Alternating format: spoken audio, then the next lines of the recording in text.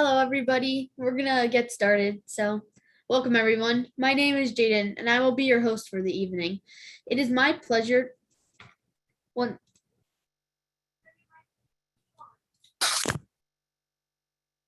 Hello, everyone. My name is Jaden, and I will be your host for the evening.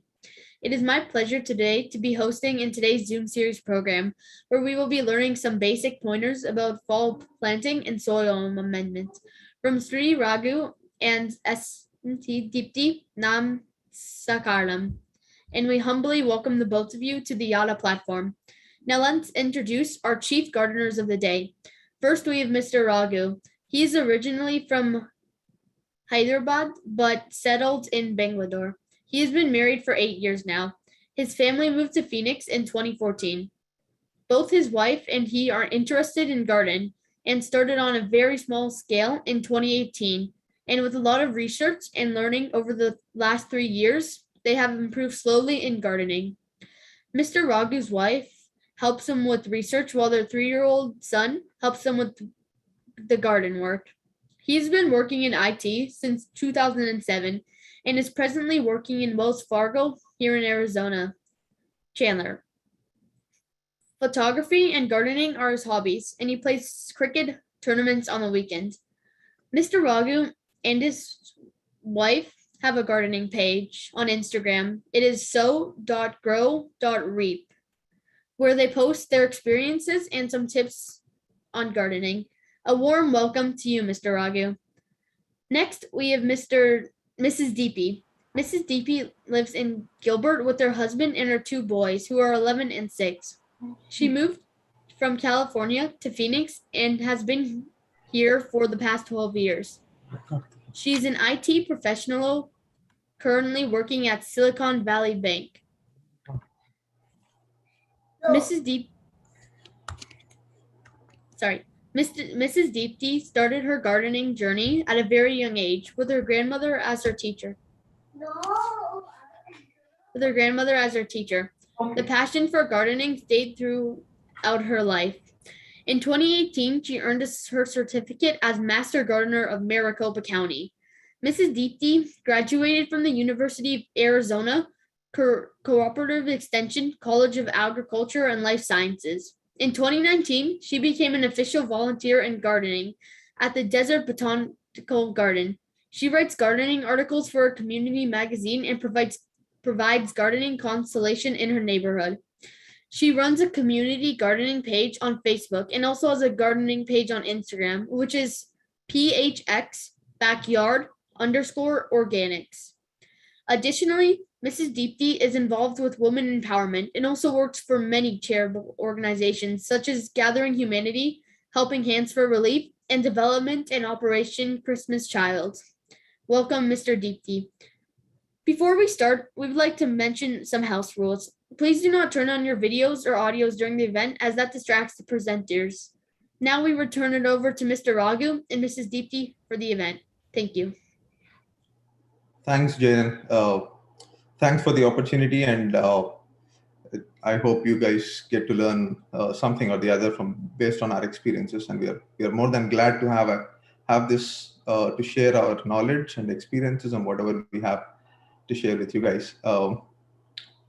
So can we first go with the video to go over whatever the basics that we have explained, because we found this time of the day is pretty hard to show the garden. So the best opportunity that we felt is to make a quick video of the basic information that we can share. That way we can talk about that a little more, and then we can go over the Q&A towards the end. Deepti, do you have anything to say? Thank you, Raghu, and thank you everyone for welcoming us over here. It's a great opportunity, and we are happy to share our knowledge with you. I think we should get started with the video, and then we can go forward with any question and answers that questions we have from the audience. That would be great.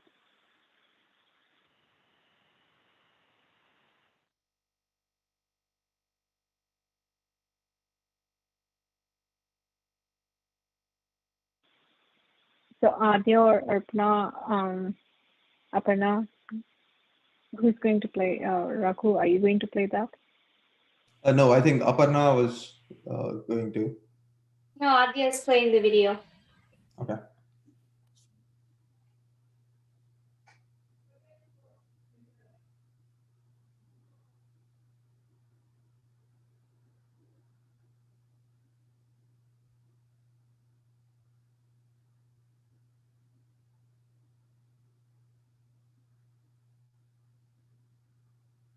It looks like Adia is having some technical difficulties, but she'll get it up in a moment.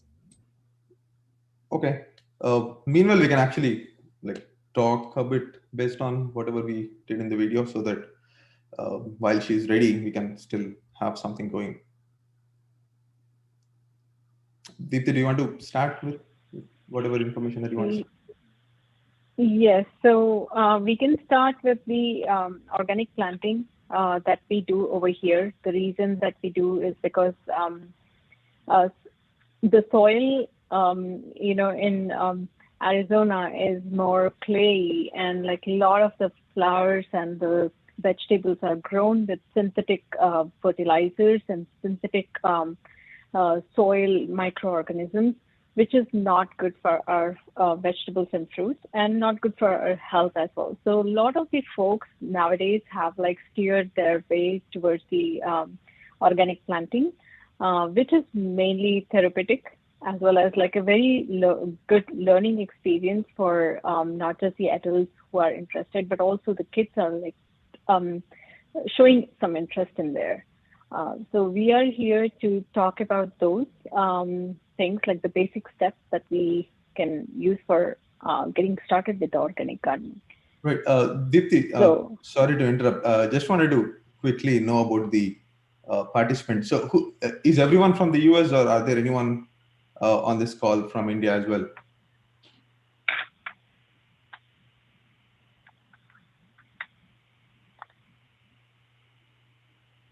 Okay, Sandy says in US.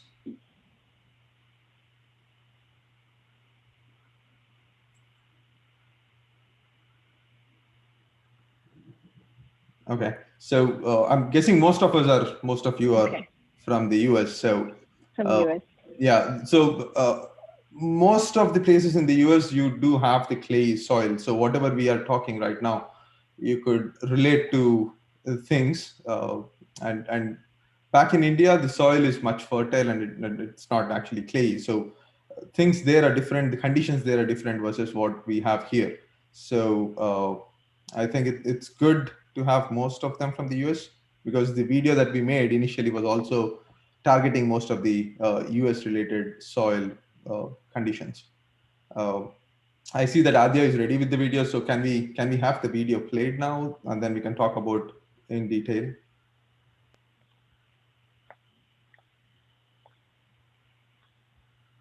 Hi, this is Raghu. I have with me Deepti. Both of us are from Arizona. We are here to introduce you to gardening, and as a starter, wanted to talk about basic step of amending the soil before starting gardening. Also, give some pointers on fall planting, as well as give you a tour of my small garden in the end.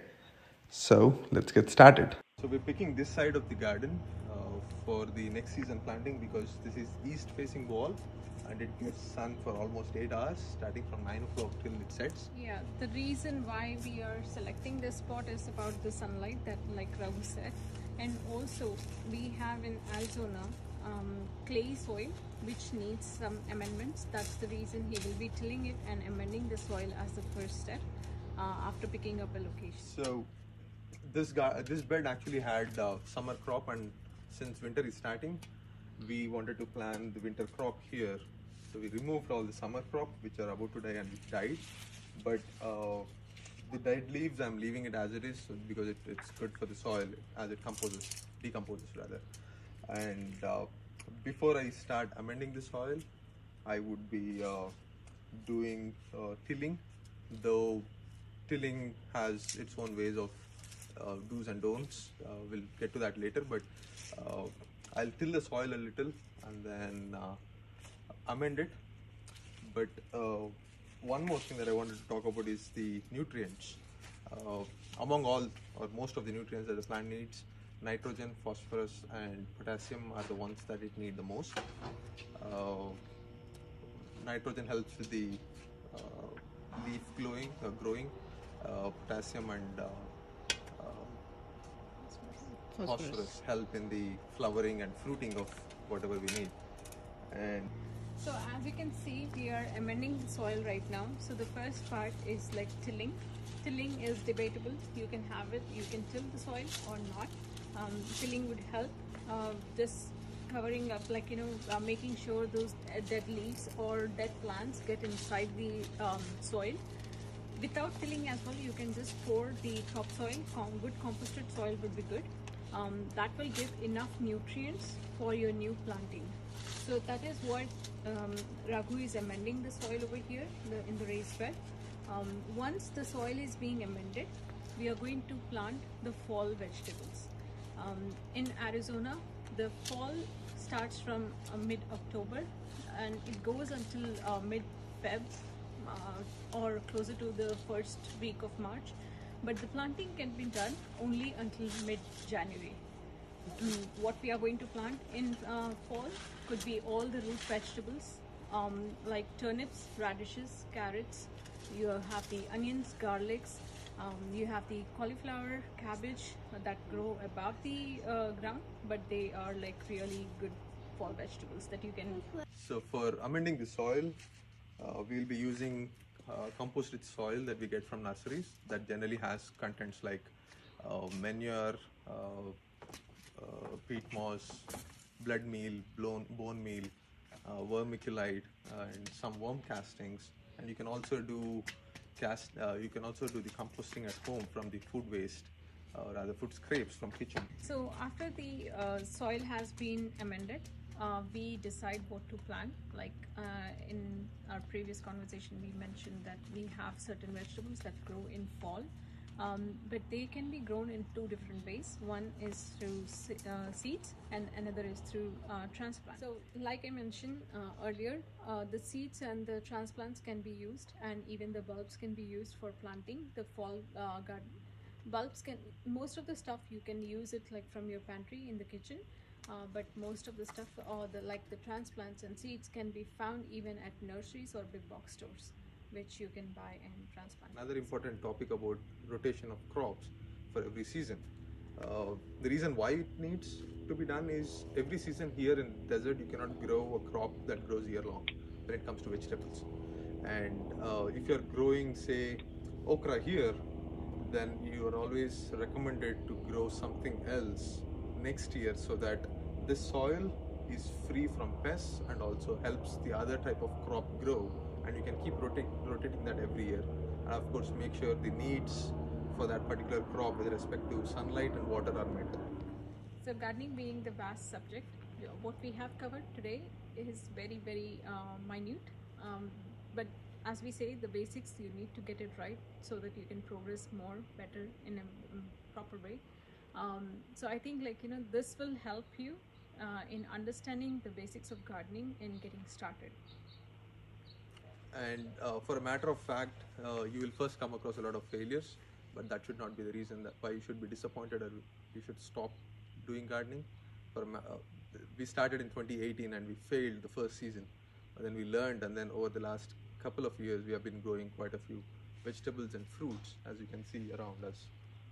So happy gardening and try to learn from the mistakes. And since we know that gardening can be overwhelming and it needs a lot of energy and time, but it is at the same time very therapeutic. It just needs your TLC. So I hope you will learn and enjoy gardening. So in case you guys have any questions or support or any help that you need when you start gardening, please reach out to us. Our details will be provided towards the end of the session. This will be the garden tour to just show what we are growing. So here is the fig tree that's growing, too much of foliage. Then this is Moringa. They call it a miracle tree, which is good with leaves, and you can consume the leaves as well as the pods. This whole section here is chili section. We have Thai chili, Indian chili, we have habanero, jalapenos, and some bell peppers. This is a summer crop that is sort of dying right now because winter started. This is another fruit tree that we're growing. This is another Moringa that gives a lot of pods that we use in sambar and other recipes. This is Roselle hibiscus, also called gongura. And these are few more fruit trees that we have. Strawberry guava, pomegranate, another vegetable garden here. This is guava, white guava. This is peach. As you can see, it's about to go dormant. It will drop down all the leaves and become a complete skeleton. This section has some flowers and it has strawberry on the back. And Having flowers in your garden is important to attract the bees and the other insects for natural pollination for your production of your vegetables and fruits. this is a Blackberry, thornless variety. There we have grape, Thompson seedless grapes that grow very good in the low desert. It takes all the sun the whole day. This is another tropical banana plant that I'm growing here. It needs shade in the afternoon during the hot summer. This is the lemon. As you can see, it's producing.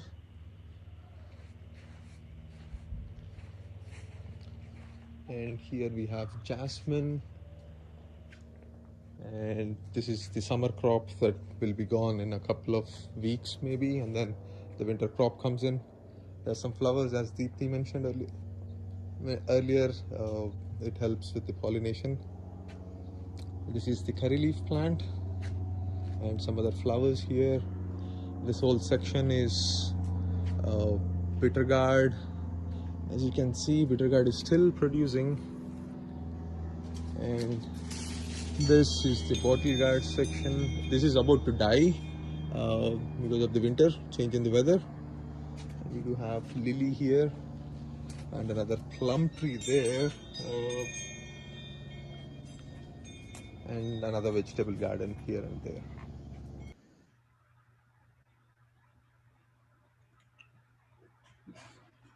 So, as we spoke about the soil amendment, the most important thing that we wanted to emphasize on is uh, before you start gardening, soil is the first and the basic important thing that you got to take care of.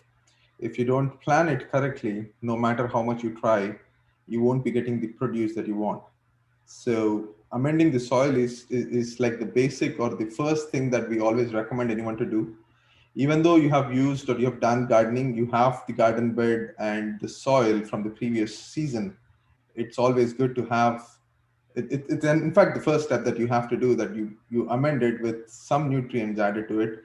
A couple of reasons why is, once a crop has already used away the nutrients, the new crop won't receive those nutrients again because your soil has already lost a bit of fertility. So you always increase that, add things that we mentioned in the meeting, in the video. A couple of things that you can also add separately is Azomite. That's like, it has around 70 different nutrients, in which among only few of them are needed for a plant, but it actually makes your soil very fertile. And worm castings, as we mentioned, is another important thing. You can do worm casting, worm composting at home as well. We might cover it sometime in the future if time permits. But we call that soil out of the worm castings, the black gold. It's so rich in nutrients that it gives almost everything that the plant needs. And having worms in your soil is also another important thing. People here in Phoenix might have heard of a place called AZ Worm Farm. You can actually buy worms and you can either do castings from it or you can directly put it in your soil. That actually decomposes, and it makes your entire soil so fertile, and it helps with the aeration and every other thing. So we will cover that maybe in the future in detail as to how you can do it at home, both in ground as well as separately. So that's another important point that we wanted to cover. And additionally, Deepti, do you think we need to cover anything on the nutrients piece? So when we are talking about the soil, why we are amending it, that's one important thing, because we are in Arizona and we have like high alkaline soil over here. So it is very important that you have to plant your vegetables and fruits in a neutral alkaline soil. The way you can do it is that you can actually test your soil either by buying some soil testers from the nursery, or easy test by in a bottle of water. Just take a few spoons of your garden soil and put it in there, and see, like, another good thing is, like, you can add a teaspoon of table salt maybe, and like a detergent, like dish detergent. That actually helps you mix it up, shake up the jar, and leave it there. See what happens to that water. The levels of your soil should have like equal amount of silt, clay, and sand. So there are 3 different layers over here, and that's the reason, like, we need to make sure that, like, your soil good for your gardening is somewhere in between both clay and sand. This is the silt. And you should have like organic material mixed up with that. That's the reason why we are doing it. And because sand is basically porous, and it makes sure that, like, whatever the amount of water that you're pouring, it just leaches out. Like, it just, like, takes away from the soil quickly. And you have clay, which is like very, very sticky. So obviously there will be a lot of stagnation of water, and there will be a lot of compaction too. So when Raghu was talking about adding the organic materials, make sure first you test your soil and start adding your organic materials, additional fertilizers as needed.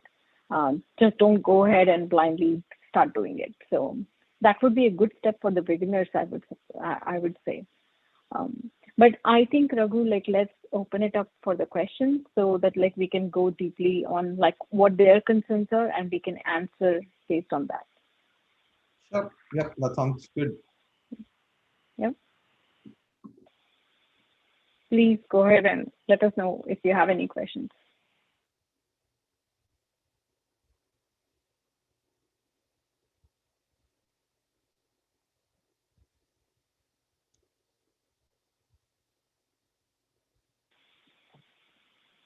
How are we planning to take the questions? Are they coming in chat, or are they gonna be asked over here? We are okay with either of those. Adya, or Aparna, Jaden? The participants can just put the questions in the chat or just unmute, if you guys are okay with that. Yeah, they can just speak up, and like we are happy to answer them. So if any of you guys have questions on what they were talking about, then you can just put them in the chat. Okay, I had a question. So how does the sand like affect the growth of certain like vegetables? Like, is there some kind of like chemical or some kind of like growth hormone in the vegetables that is being suppressed or like elevated depending on the sand, or what is happening within the plant itself? When you're saying sand is different from the actual soil. Sand is a part of the soil that happens, right? So you're talking about sand, or you're just talking about the native soil that we have? I'm just kind of talking about whatever you plant the thing. Okay, so that is a native soil. So basically, you have like Raghu mentioned earlier, even in the before the video and as well as in the video, that the soil should have like nitrogen, phosphorus, and potassium as the basic like the nutrients that the plant would need. Nitrogen basically needs, like, we need it because of the lush green vegetative, like, the plant will grow. Phosphorus will actually help the plant in producing the fruits and vegetables. and also it actually strengthens the roots of the plant. While potassium is the one which actually makes the plant in a hardy state, and also makes sure that it is disease resistant. So these three are the main nutrients that you would look for. Any fertilizers that you are going to buy from the nurseries or the big box stores, you will see these three on the bag or on the box. Like suppose if I say there is a all-purpose one, 10, 10, 10, that means it has 10, 10, 10 of all three. Or if you say 530, that is 5 is the nitrogen, 3 is the phosphorus, and 0 is the potassium. So that's how you look for. And depending on what your plant is lacking, there are different ways the plant will talk to you about, see if the leaves are falling off, or if the leaves are not in a green state or they're turning brown. That means you need nitrogen. Add more nitrogen to it. There are fertilizers, or there are different ways that you can add, coffee grounds or tea bags, you can add that to that. Or you have the phosphorus and potassium, a similar way. So I hope I answered your question. Yes, thank you. And I see that we have a couple questions in the chat as well.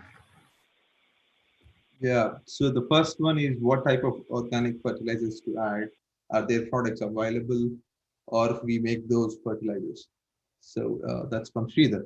So organic fertilizers, as Deepti mentioned earlier, you get them in big box stores as well as in nurseries. Again, when you have to pick an organic fertilizer, you have to always look for the signs from your plant, as she mentioned, and there are certain plants that need more foliage, like any leafy vegetables that you're growing, or any other plants that you grow for in the initial stage, right? It needs more nitrogen. So you find an organic fertilizer that is high on that NPK, in that NPK ratio that you mentioned. The one that has the first number on the higher side and the other two numbers on the lower side is what you pick. And so with the climate changes here, you always know when it is about to flower or when it is about to fruit, right? So in those times, you will have to reduce the amount of nitrogen because you don't need much of foliage, because the plant has already grown to the level that it can, and now it has to produce. That's when you pick up the ones that are more on phosphorus and potassium. Now, you have fish fertilizers that you get that has these ratios, and you don't have to use the entire fish fertilizer. What is recommended for vegetables is at least once in 2 weeks to once in 3 weeks is when you apply those fertilizers diluted with water, and you spray it around the base of the plant. And again, depending on the type of the plant, you put the quantity. There are some plants that might need more, versus there are some that don't need as much fertilizer, because more of anything is always dangerous. So if you are doing over fertilizing, you're actually burning the plant down. Nitrogen, as Deepti mentioned, is you can get it from the used coffee grounds, or even the manure. You might have seen while you're driving around in your city, you might have seen places that have the cow or the cattle farms or anything. You can always go over there, ask them for the manure. You can get that, and of course, be very careful with the manure, because manure is very high on nitrogen. A small excess quantity can actually burn the roots of even an established plant. So you got to be really careful when you do that. If you don't know the quantities, it's always good to start on the lower side and then see how your plant reacts. Some cases, as we mentioned in the video, we do make mistakes, and that's the good way to learn things. So in case you burn a plant, or in case you see the signs of plant getting burned, deep water it so that those nutrients actually go below the root level, so that it won't burn the root, or it won't burn the plant anymore. But again, it finally depends on how quickly you react to those signs. I think the second part. So yeah. Go ahead. I think I just wanted to add one point to your manure point, Raghu. The manures, if you're using, just use the, like Raghu was mentioning, cattle manure or chicken manure or horse manure. Get those, there will be dog manure or pet manure, or even bird manure. do not get those, because that can cause like insects and like diseases in the soil, as well as like it actually transmits to the humans. And if you are sure that like your manure is cooked up, like, it's cooked up in the sense like it has to sit for 2 to 3 months in sun so that it gets cooked up completely and decays, that's when like you can use that manure in your garden. Don't use the raw, like, fresh manure, because that actually burns up your plants. So even if you are planting like, okay, you know what, like you just want to plant right away, then I would suggest that like, don't use the manure right away. Maybe use a lower quantity, mix it up with your organic soil, composted soil already. Mix it up like a little bit, not much. But if you are going to plant like down the line, like maybe 2-3 months later, then it is a good time for you to start putting the manure in your garden bed and let it sit there, deep water it, like let it sit there and let it cook. And that's how you can go forward. Yeah. Thanks, Deepti. And the later part of the question says, are there products available or can we make those? You can actually you can do the composting. Composting is actually good than buying anything else from outside, because it's your own things that you buy, and the food scraps that you use, the dried leaves that you get, the coffee grounds that that you use at home, right? So these are the basic things that you use in your home on a day-to-day basis, and for a matter of fact, these are not uh, chemical oriented, right? So if you can do composting at home, in-ground composting, or you have those tumblers that you can buy, in during the hot summer days, based on my experience, during the hot summer days, uh, a, an 80-gallon compost bin actually gets composted within 4 to 5 weeks if you do it correctly. So once the composting is done, you can actually take that entire soil, place it around, just like how you fertilize, right? And here, you don't even burn the soil, you don't even burn the roots or the plants, because it doesn't have anything high. It just gives the plant everything it needs. And based on my other experience, the food scrapes that you use have a lot of seeds, either from your cucumber that you use, or tomatoes, or whatever you use, right? So those seeds, they somehow start growing. So these are the volunteers, and they are pretty strong. They always produce good amount of fruits and flowers than the ones that you have planned for. So that's also a good advantage of doing compost. Anything do you want to add, Deepti, before we move to the next question?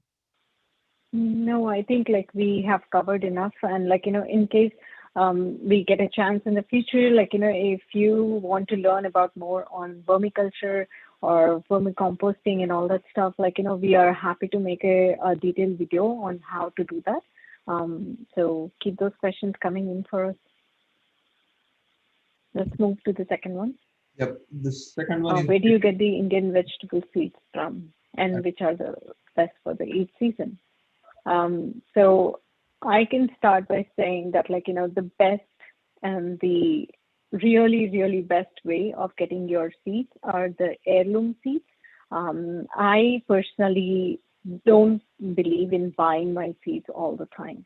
I either use my pantries, like kitchen pantry for most of my plants, or I use, like, I go to the seed exchange meetings, where the other growers, they bring the heirloom seeds, which have, like, had a success rate, like 100% success rate. So those seeds are really good, and you tend to get like good varieties over there. Of course, there are online websites where you can get, like, for the Indian vegetables, you have the different websites. I personally don't buy it, but then, like, I think Raghu can direct you over there. But yeah. So go ahead, Raghu, if you have any suggestions. Sure. So for Indian seeds, we have personally used from the Seeds of India, and we have got good amount of success out of there.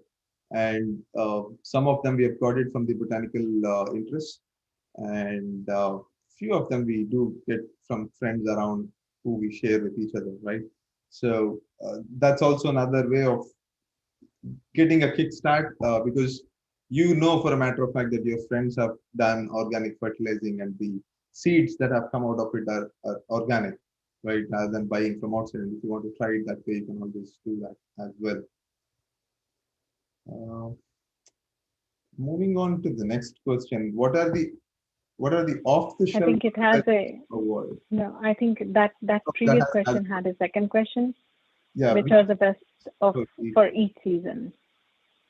So that question is like wide open. If you okay, if it is only about the Indian vegetable seeds, yes, like we tend to grow like all the gourd or eggplants, peppers, okra, or the gongura that you have seen in the video. Those they grow in summer, and the winter vegetables are like spinach, kale, cilantro or mustard greens, beetroots and cauliflower, cabbage, those kind of underground vegetables. And you have bulbs as well, like you can grow for garlics and onions and spring onions. So spring onions can also be grown by seeds. So those are the ways that you can grow around across the seasons. So if you have any particular seed that you're looking for or vegetable you're looking for, we can guide you with season that goes in. Thanks, Deepti. The next question is again from Sridhar on what are the off-the-shelf fertilizers to avoid. So first, the foremost thing that I can say is avoid anything that you see as Miracle Grow. The only reason is most of the Miracle Grow products are not organic.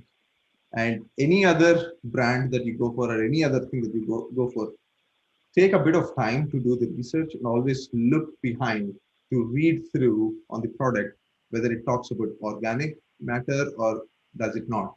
Anything that does not mention, does not have organic, don't go for it. Again, even if you're using organic fertilizers, there is a bit of chemical to a very limited extent that won't kill the plants or that won't make life horrible for you by consuming, right? So it's a debatable topic when it comes to organic versus non-organic, but the more organic side that you go for is better for you on the plant, on the soil, of course. Yeah.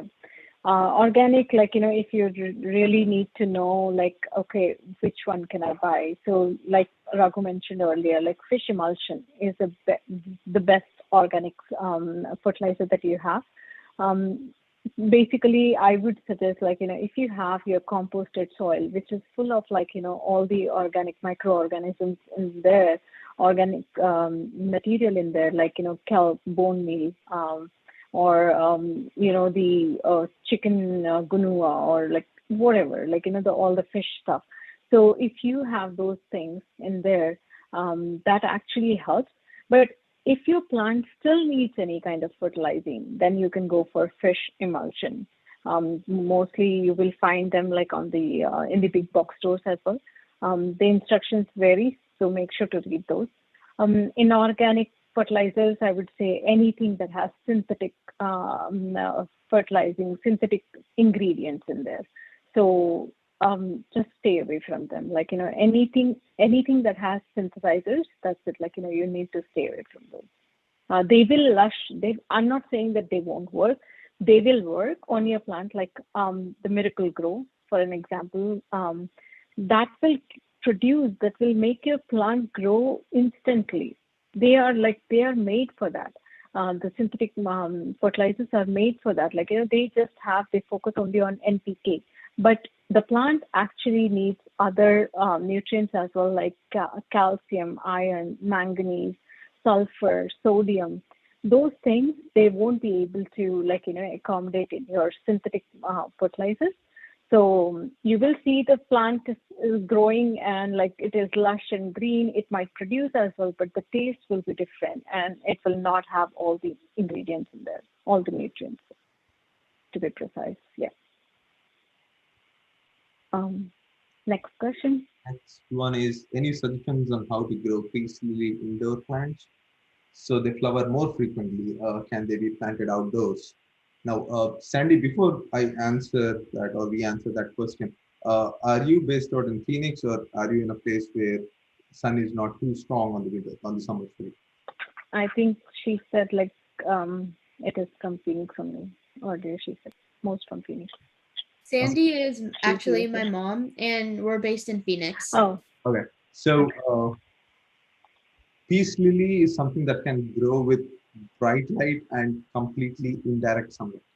So indoors is the good option for it, provided if you are going with the outdoor option, you got to be really careful with the light and sun and heat and every other thing that you got to take care of. So growing it indoors is better. And for more flowering of a peace lily, if the light is really low, it is not going to flower. It has to get that bright light for it to actually start flowering. And of course, for fertilizing again, pick something that has good on phosphorus or potassium. That way, Deepti, you can add to that when you speak about it. yeah. So that way it So starts. I'm actually, yeah. Go ahead. Sorry to interrupt So you there. that way it would start flowering more. And watering is another thing that you got to be careful with peace lily.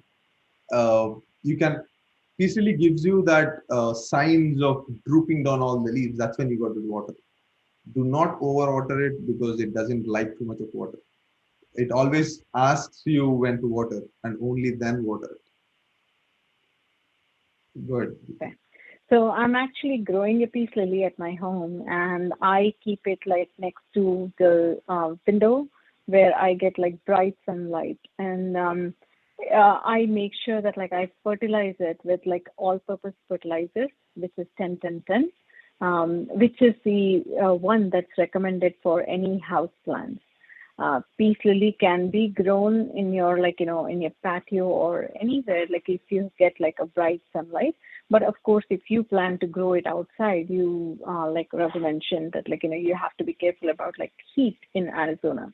So you will have to work more on the providing the shade and stuff. But make sure you have like bright indoor sunlight, like at least for 6 hours for it. So how often do you fertilize it? So you said to put the 10-10-10. How often do you do that? So I do it like, maybe a little bit of amount, like, because it's a small plant, like my plant is like a small, like 2 months old plant. So I fertilize it like once a month and very little amount of it. And also make sure to dilute that like fertilizer. I personally use like a liquid one. So you can dilute it in a gallon of water or something, and like I pour around like all of my house plants. So you can try that. And I see your follow-up question on like if you can get it from the Home Depot or Lowe's. Yes, you can get those from there. Also, but again, like you have like really good nurseries around Phoenix. So probably like check it out over there. You will get like a lot of more options, better organic options for your house plants. And one more thing, if you're growing them indoors, always try to keep it a bit away from your AC ducts, because either getting the cold air hit on it or the hot air or the warm air during the winters will definitely kill the plants. That was very helpful. Thank you so much. You're welcome. Next Sridhar's question. Where to get the animal-based manure in and around Phoenix Chandler area? So Chandler. the place. Any farms Good. Yeah, I actually I have seen a lot of farms because I live in Gilbert and I'm surrounded with like a lot of farms over here. So a lot of farmers, they are like very, very helpful, and they are very I mean they don't hesitate to give you the manure that they have. So if you really need it, it's just that you get a bag and scoop it up. or they just keep the scooped up bags like for $10 or something. So probably check around any farms in the Gilbert area. Chandler area might have some farms too, but personally, I have been going only to the Gilbert farm. Yeah, and the place where I get the cow manure is on Queen Creek and McQueen. So that's one place where you have a small cattle farm where you can get that, and there is one on the rigs if you're on the Chandler side. And for cow manure, there are places. So if you drive down somewhere near uh, Mesa or Gilbert or anywhere, wherever you see wherever you see horses on the side, like someone's having it, just drop by, ask them if they can give you.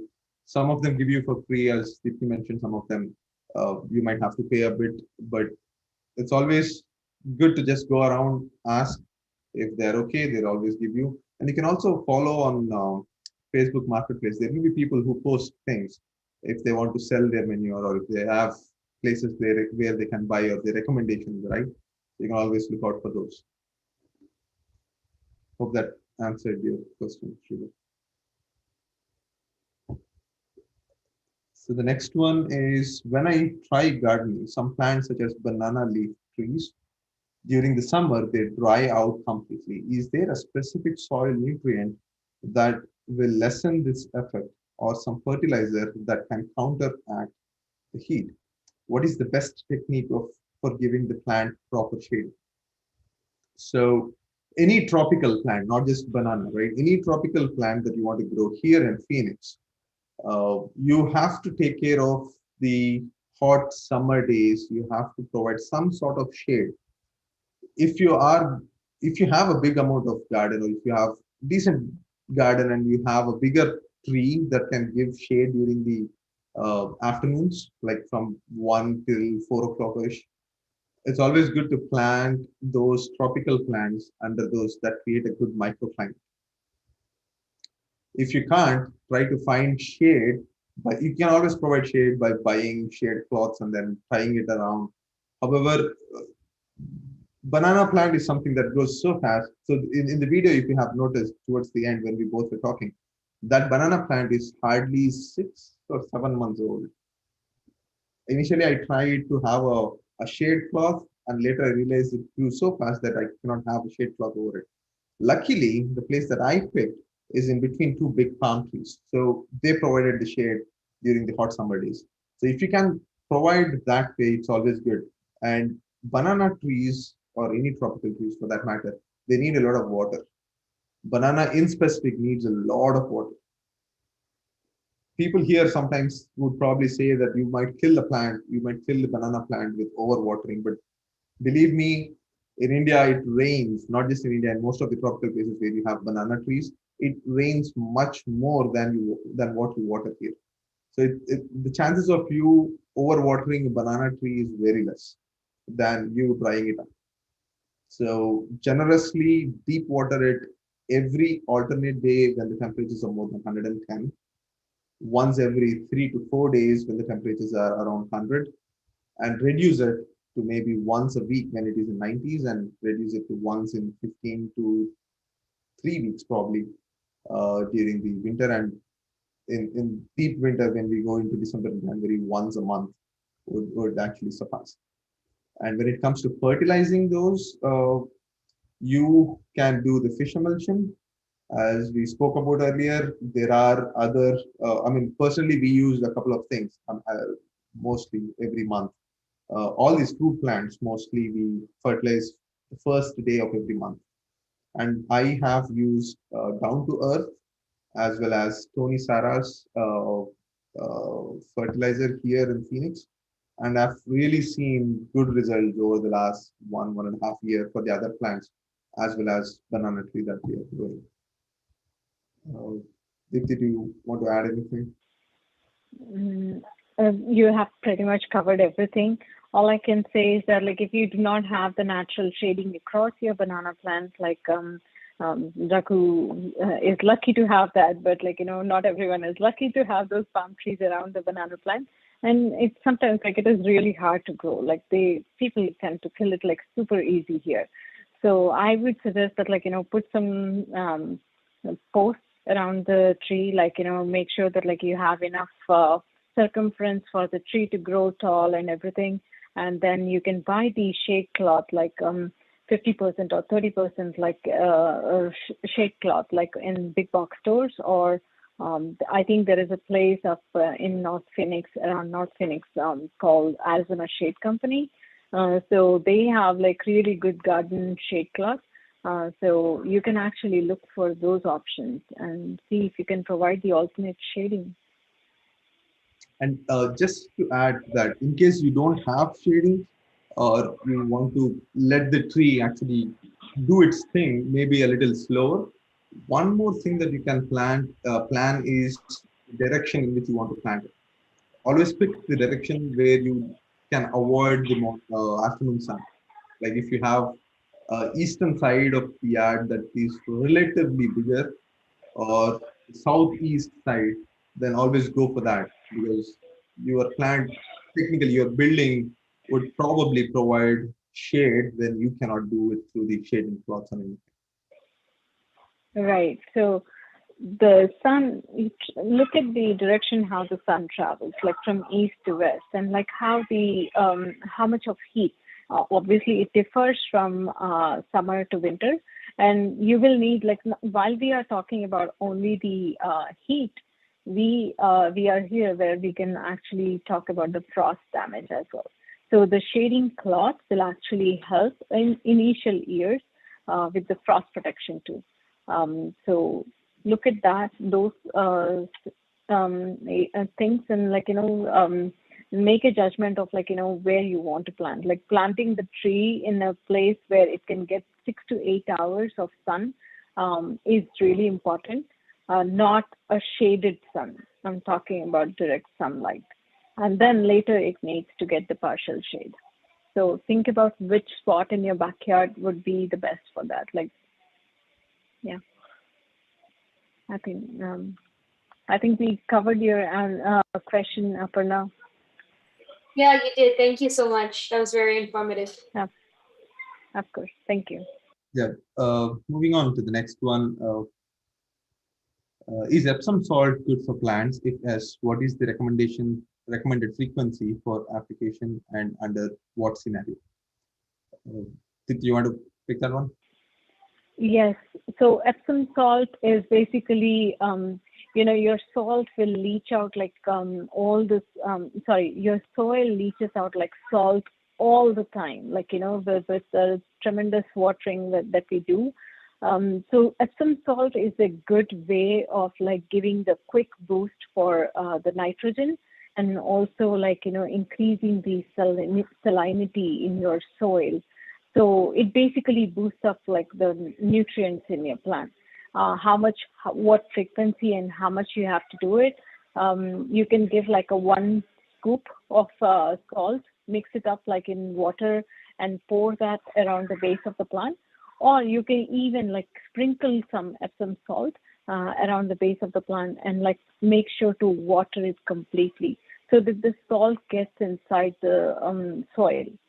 Under what frequency or under what scenario are you going to use it? Look at your plant, what it's saying, droopy leaves or yellow foliage, or not producing enough, not producing the flowers enough, because any vegetable first flowers. So obviously, look at all those tendencies, what your flower is showing, what your plant is showing, the symptoms, and based on that, you can actually Epsom salt can be used anytime. If it's a smaller plant, you can just sprinkle it up and water it down. So we used Epsom salt for chilies and curry leaf as well as for jasmine. But again, before using Epsom salt, test the soil if it actually needs more salt. If it doesn't, then reduce the amount. If you see there are signs of it needs Epsom salt. Then, as Deepti mentioned, dilute it and then throw it around the base of the plant. And if you have overdone that and you have seen signs of it impacting the plant, deep water it right away. So one thing I want to add here, we have been talking about fertilizers, we have been talking about the Epsom salts, we are talking about like all the composted soil, everything actually basically the bottom line is like giving the nutrients to this plant. Again, it's good thing, but then don't overdo it, because overdoing of anything can also actually cause more damage than like any benefit. So if you don't mix up a lot of things together, if you are going to fertilize your plants with fish emulsion today, leave it like, let's see how it does like in next two weeks or 3 weeks. And probably if it's really blooming and thriving over there in the soil, then well and good. Your plant is doing good. Like, you don't really need to do any kind of more caring. But if you're down 1 month later, if your plant is really again like needing your TLC, then check your soil, what it's like, what's lacking. And that's when like you really need the soil testers. Try the soil testers at home, like I mentioned earlier, or you can buy a soil tester. Maybe it's, I think, $10 or $20 in the nurseries. You can get those. But again, my only, the reason I'm saying is like, I have seen a lot of people just like overdoing fertilizing in different ways to the plant to see the instant results. That's not going to work out. It will actually kill your plants. It will put them in shock. So don't do that. And just to add to that, with gardening, you need a lot of patience. You cannot skip a couple of steps, or you cannot just climb the ladder. You have to actually be very patient. You got to go see through it from the seed all the way till the fruit, and you got to take care of the plant regularly with water, fertilizing, sunlight, every need that it needs, right? And that's when you'll actually get it. And I'm pretty sure everyone will face the failures as we spoke. And you will just have to work around it and make sure you improve that patience and you take care of your plants, and eventually you get all the results.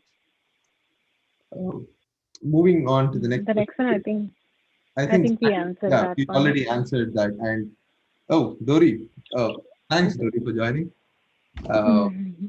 What's your secret to sprout snake guards and bitter guard seeds? My success rate is very low on those seeds, on those two seeds. So snake guard and bitter guards are generally the summer crop. So what we generally do, Dori, is that we directly sow them in the soil, not indoors before to get the kickstart, right?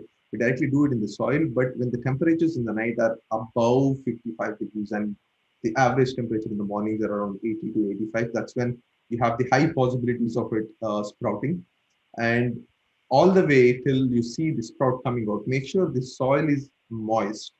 Do not let the soil dry and keep doing it up and down. Like one day you overwater it and then you leave it until it becomes dry, and then you realize, oh no, we missed watering here, and then you start watering again. So that is not going to help you with sprouting of it. So you got to actually maintain good amount of moist. And another good thing that you can do is you get those jute sheets that you can actually put on the soil, water on top of it. That way the jute actually helps sort of protect the soil from drying up faster, and you can directly water on top of it. And of course, you might have noticed the moment it starts sprouting, these birds come and eat those away, right? That layer actually helps it from happening as well. You want to add anything, Deepti? Yeah, so Dori, again, thank you for joining. I have known you as a veteran gardener over here. So it gives us immense pleasure to see you here. Thank you. So my short way of getting the seeds, any seeds, not just these guards or any seeds, the short way of sprouting them is a paper towel method that I have used for many years now, and that's how I get all my seeds germinate. Basically, I leave the seeds in a paper towel. I wrap them, and I actually place make sure that the paper towel is moist, not really, really damp or like soaking wet or anything. It's moist, and I place them in a either in a bowl or in a glass jar where I can just leave it there and like keep an eye on them and see if they are moist. And every day I just make sure to open it up and see if it's like sprouting now. It usually takes for me like 5 to 6 days for any seed to germinate. And once it's in a better condition, I try to start in a small cup. Or like Raghu mentioned, you can actually sow directly in the backyard as well.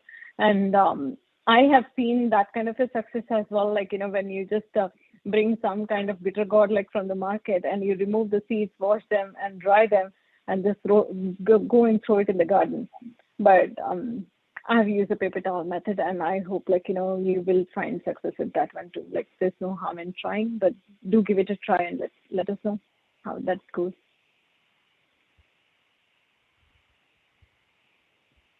Any other questions that you have, or anything that you want us to talk on?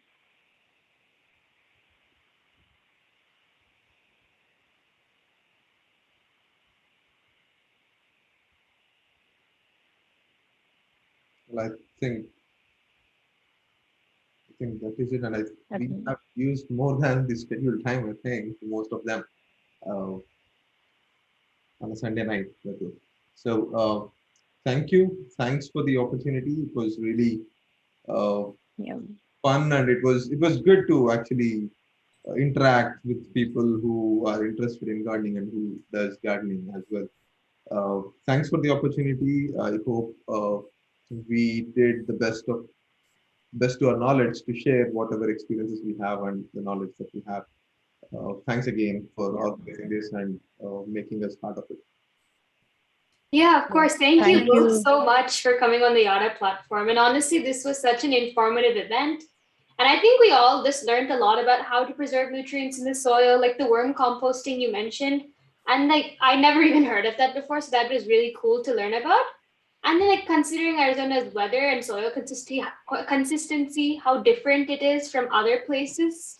Like, I was really fascinated on all the workarounds you gave to kind of combat that dry heat that we face regularly. So that was definitely something interesting, and definitely how the soil is composed of, it's primarily clay, right? Like you guys said. So that's something very interesting that I've learned a lot of new things today, and I'm really happy about that. Thank you guys so much. And you guys have taught all of us youth artists here so much today. And I think we're all just thoroughly inspired to go out and try making our own garden now. So thank you both so much. I'm definitely going to try growing my own garden now. Yeah, thank you everyone for attending today. Mrs. Raghu and Mrs. Deepti, thank you so much for today's event. It was tremendously informative. We also give a warm welcome to the Yada. We also give you a warm welcome to the Yada and BHO family. Thank you everyone for attending, and we hope to see you all on our next event on November 26th with a brand new event. Thank you so much. And I learned so much today. It was really nice. I want to try to start gardening now.